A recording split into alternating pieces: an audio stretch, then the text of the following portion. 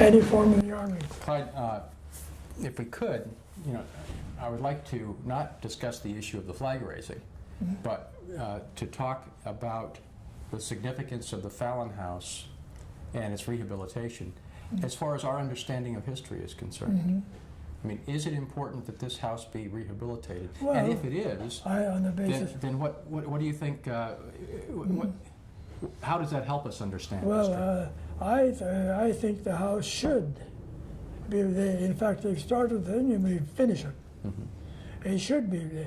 Whether Fallon was good, bad, or indifferent, the fact was that historical event took place. You're commemorating the event, and the house is the only symbol we have to commemorate that event.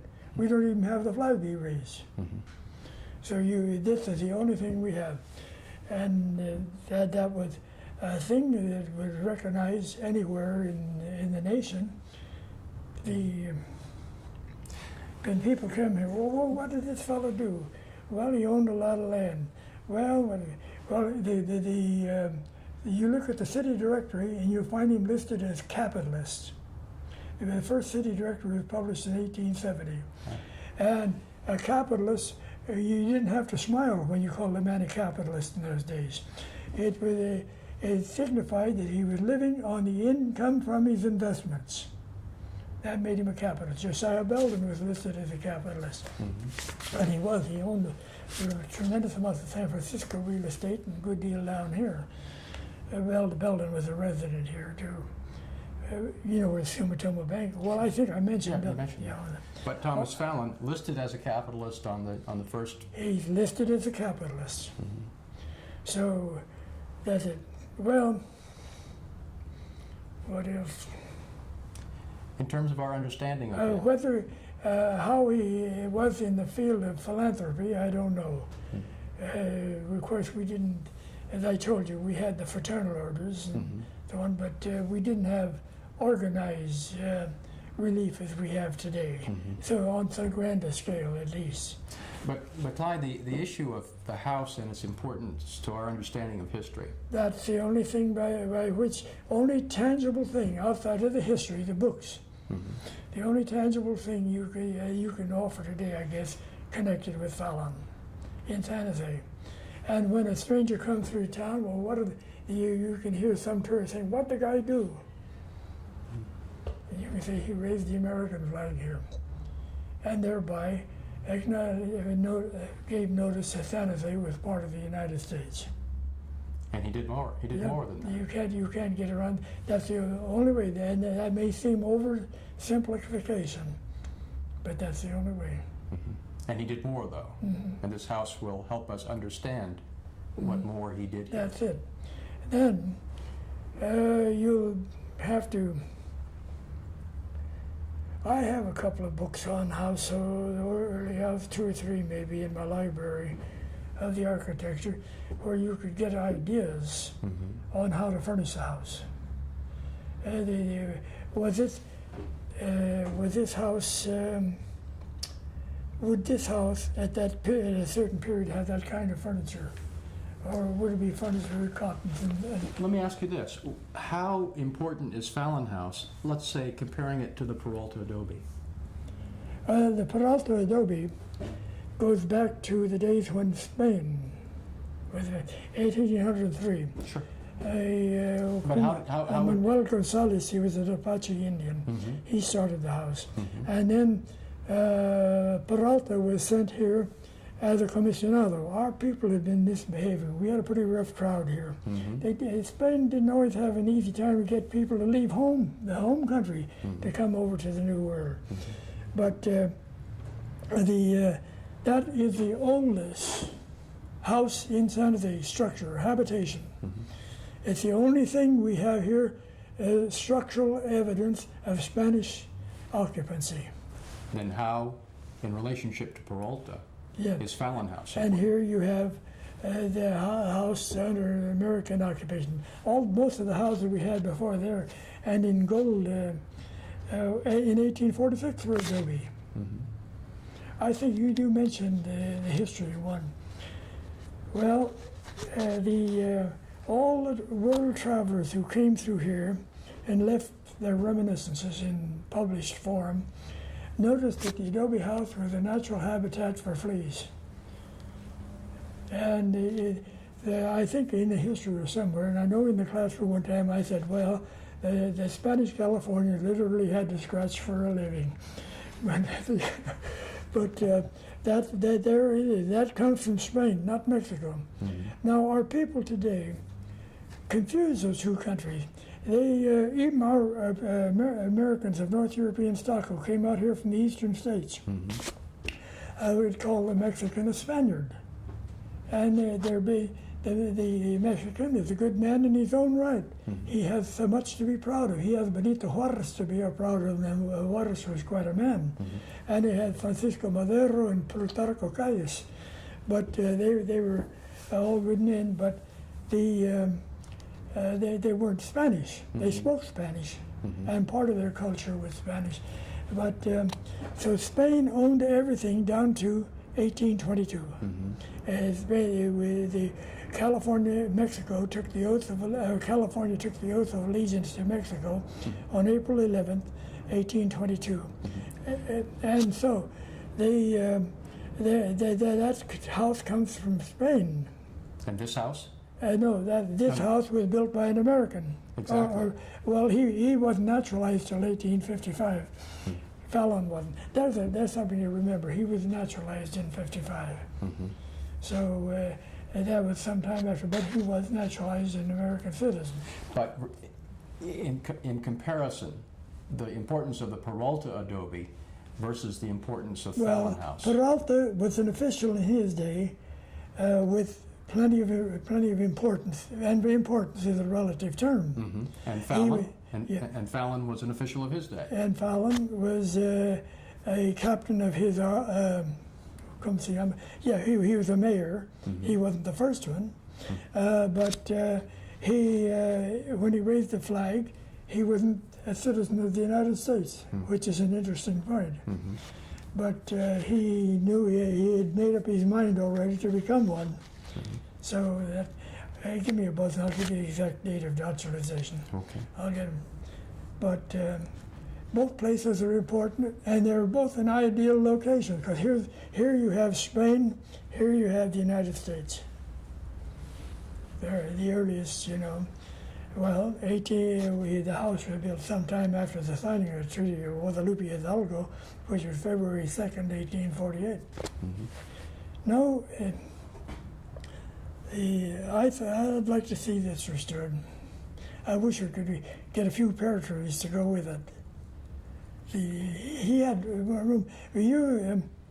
If you wish to come out the house sometime, I'll show you some early maps. 1850 map was the first map made after the city's incorporation.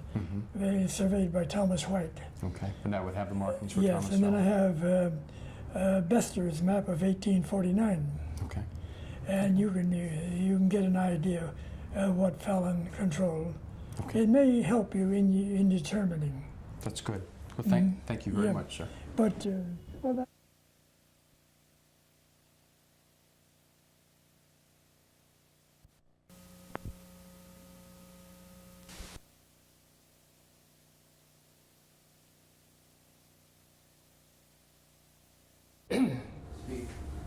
Clyde, what is your first recollection of Fallon House? What were the circumstances when you first discovered it? when I first noticed the Fallon House, it was known as l'Italia Hotel. And it was a grand place for a brother of mine who lived about 3 blocks down the street on San Agustin, the street that we now call West St. John.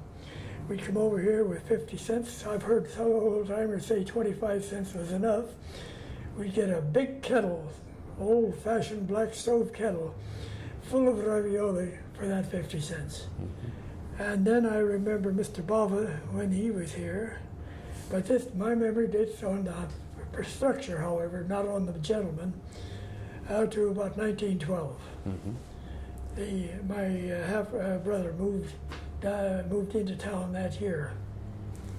He moved around a good deal. He broke saddle horses for a living. And when did you first recollect that it was the Fallon House, which was the home of Thomas Fallon? Well, I knew it was the Fallon House because I heard my elders mention it as such. Also, as a kid, and a little later, I worked for the Old Express Company here in town, driving a team of horses, beautiful bays. And then I'd hear my fellow employees speak of it as the Fallon House. We didn't go into any particulars on Fallon's identity at that time. Some of the elder men called him Captain Fallon. But it wasn't until I got into the realm of history, and I've been in it as long as I can remember.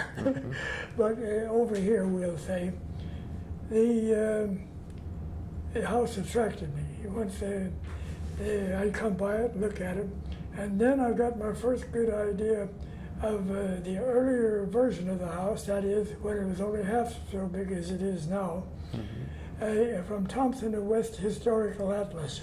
There's a beautiful line drawing in it, in that book. That atlas was published in 1876. And the captain's walking along the sidewalk. Right now, the history of the drawings is about 5 miles from me, but I think he's wearing a plugged hat or a hat similar to it. And then you saw the front of the house when it faced San Pedro Street. But the street out here was not West St. John then. What is the significance of both the house and Thomas Fallon in San Jose history? Well, we've had a little difficulty tracing some things on it. We've found conflicting ideas of the date. In the old days, to speak of the date momentarily, in the old days, we didn't have the zoning laws that we have today. If you owned the real property, that is, the land, you could build anything you wished on it, from a doghouse to a baron's castle. Of course, if your neighbors objected, they could always build a spike fence. Spike fence usually got about, in an area of one-storied houses, the spike fence might be about 12 or 13 feet high. Today, they're out of the question. You can't do it. But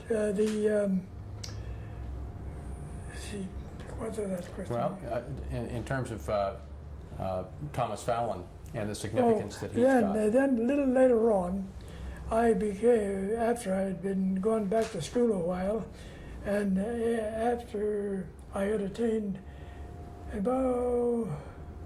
I decided that history was going to be my calling.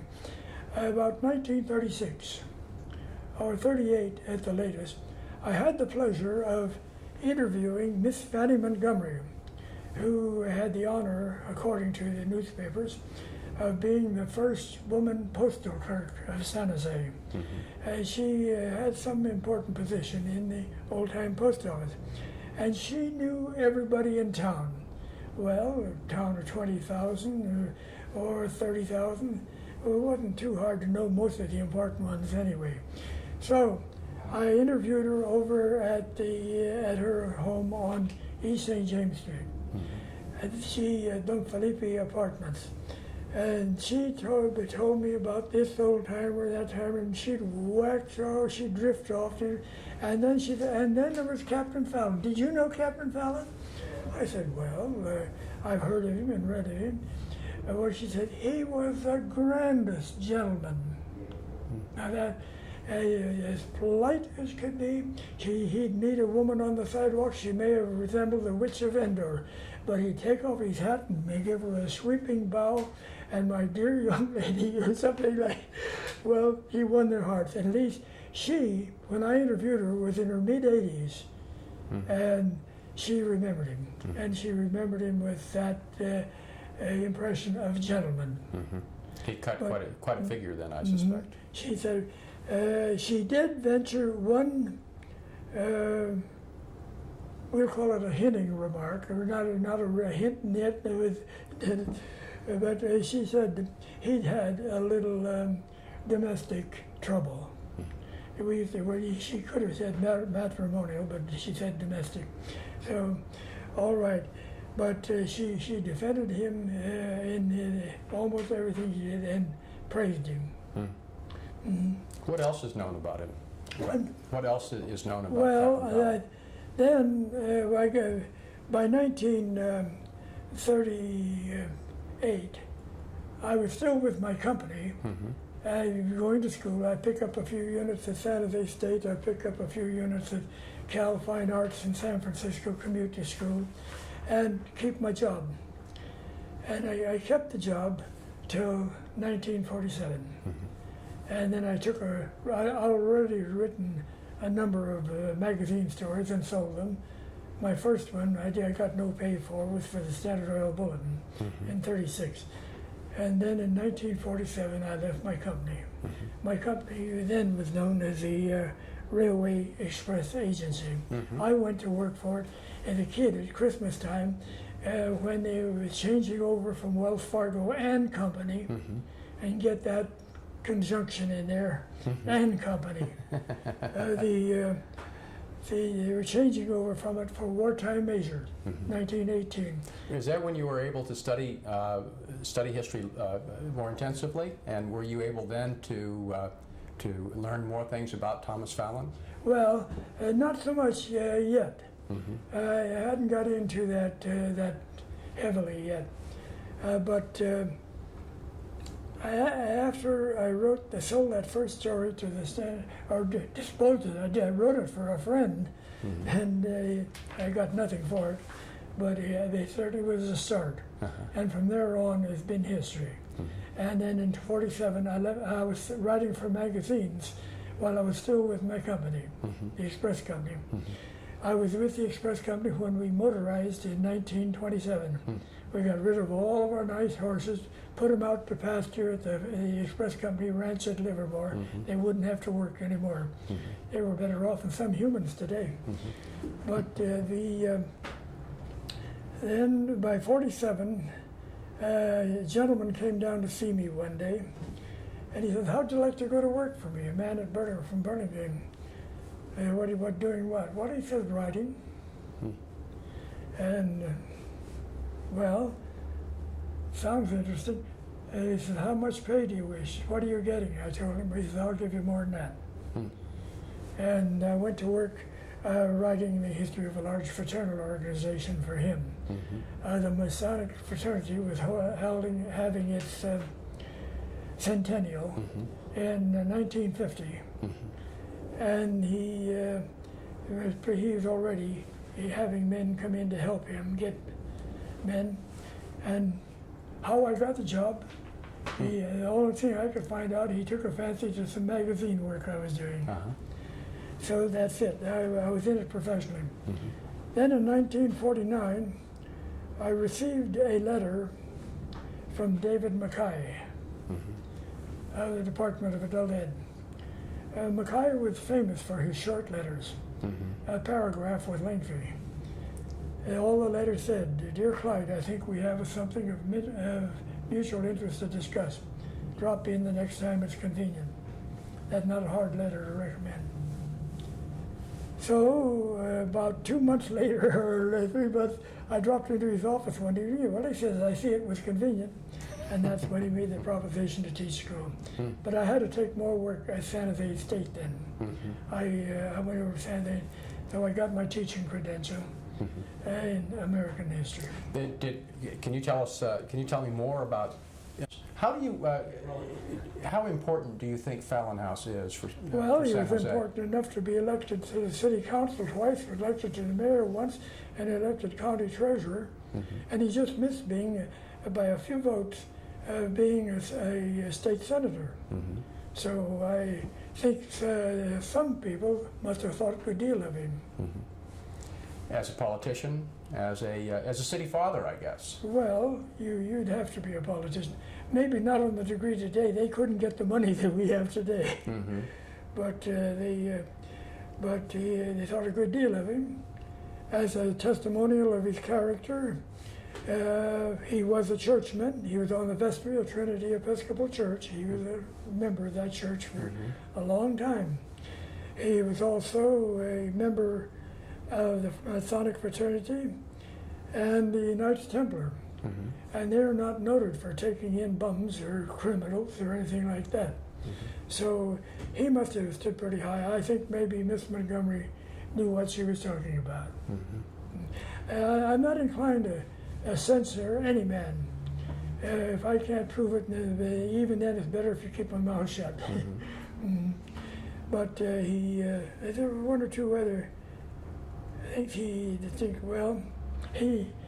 acquired this property. I have a map, the first map made of this city after it was incorporated, made by Thomas White, who was a civil engineer to begin. Last I heard of him, he was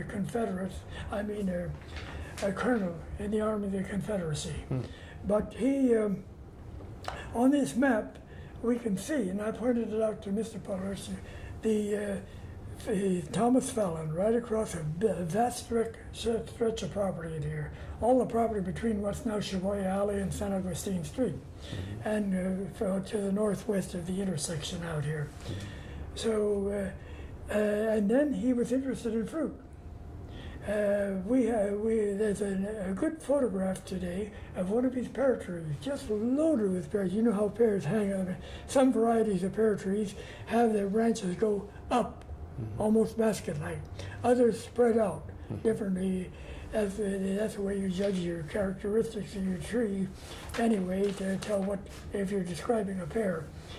So this tree that went up, the branches just went up like that, and the pears hung on it. And I don't know where he got his pear cuttings, but Louis Pellier, just to the back of us over here, he had his house almost on Chavoya Alley. He had a nursery in there that extended his property from San Pedro Street almost to the Guadalupe. It was an oddly shaped thing. You'd have to look at it on the map to judge for yourself.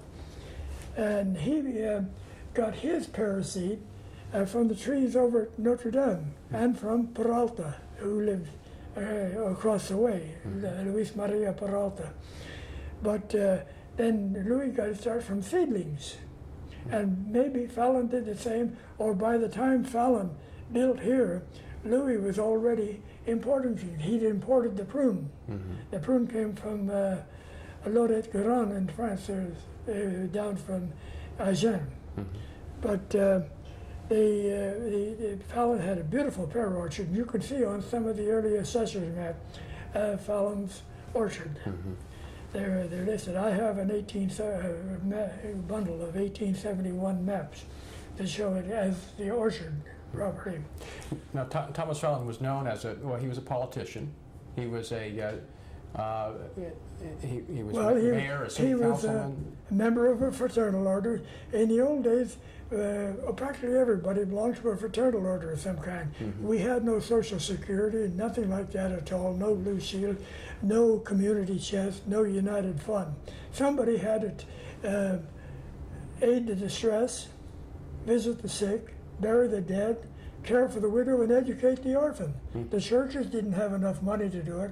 So almost every man we can think of belonged to an order or an organization or some form of philanthropical assistance. All right?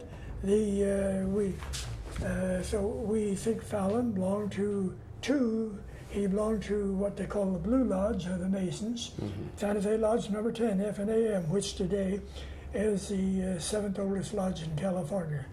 Three of its predecessors merged with other ones. And then he belonged to the Knights Templar, who wore the plumed uniforms, maybe you remember seeing them. They're what you call a concordant body, same as the Scottish Rite is a concordant body of Masonry. So Fallon was active. He loved the company of his fellow man. You can say, yes, he was gregarious. If we call him a politician, I don't think we can use the term politician in the epithetical sense. That's something to think about. It usually denoted quite a bit of influence, or that he was popular. I won't say anything about Fallon that I can't document. And of course, we've had a little upset in recent years, or last year or so, but I found myself in considerable disagreement with both sides. That's all on that. Okay. But the House, Well, and we'll